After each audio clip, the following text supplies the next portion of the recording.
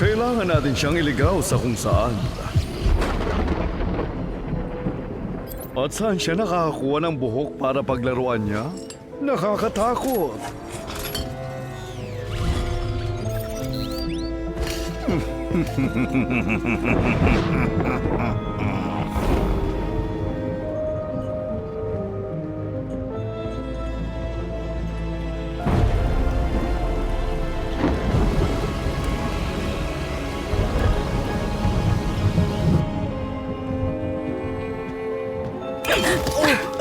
Okay lang. Pasensya na. Hindi ako nakatingin.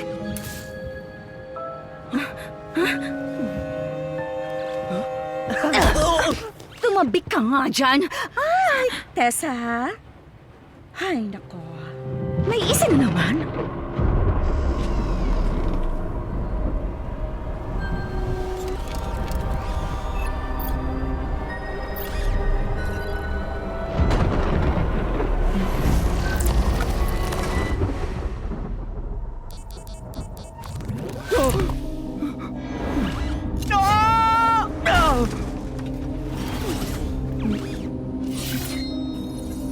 May nakita ko rito.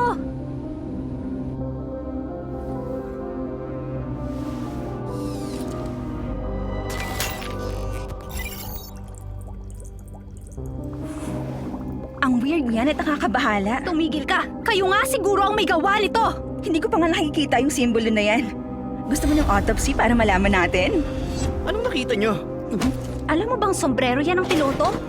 Ako ang piloto? Ang galing! Binurog ko't sinira ang lahat. Piloto ng kalawakan! Magandang istorya! Mabalik tayo sa pagpunta sa Earth. Sigurado ba kayong ang pagpaslang sa sangkatauhan masasabing mabuti? Ipinadala ka ng mga tao nang walang kahit anong mensahe at nireformat ka pa. Sa pagtatakip nilang ito, ibig sabihin na kinakausap sila nun. Baka sinubukan nilang kausapin ang mama ko. O baka nakaligtaan mo yung pag-uusap? Ginawa tayo para solusyonan ang problema. Nasaan ang ebidensya ng storya mo? Yung nagsasabi na inosente ang mga lahi nyo?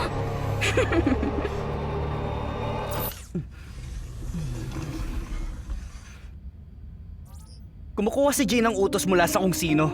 Kung hindi yan galing sa kumpanya, edi kanino? At paano? Huwag mo nang gawing komplikado ang plano.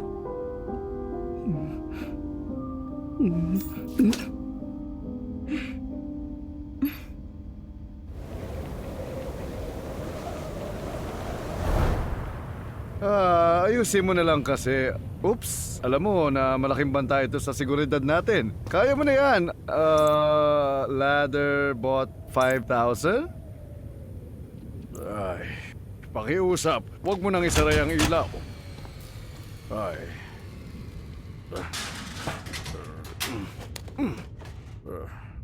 Oh?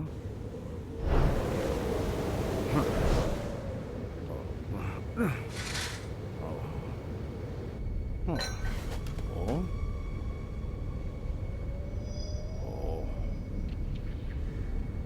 Oh.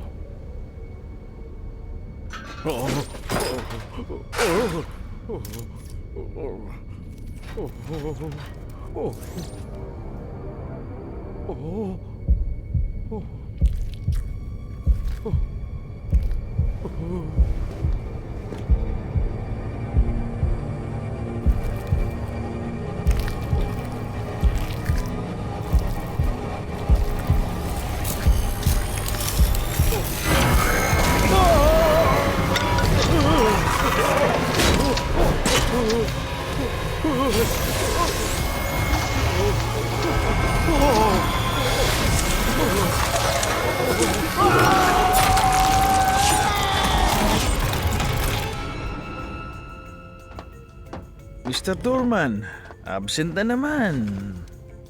Ang anak niyo. Oo, dun sa librong Kill All Humans. Naalala ko yung kabataan ko. Lagi ako nakakulong sa kwarto. Tungkol na naman sa ugali niya. Siyempre! Oo naman, maunlad, sikat, may kakaibang kalaman sa mga pintuan. Mana sa kanyang ama. Uzi, umupo ka ng maayos. Subukan mo!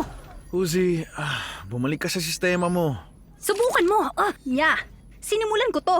At isa pa, stupido ako. Uzi, makipag-partner ka na. Konti lang ang may gusto. Sa totoo lang. Hindi yan totoo. Nakakatakot ka kasi. Talaga lang, ha?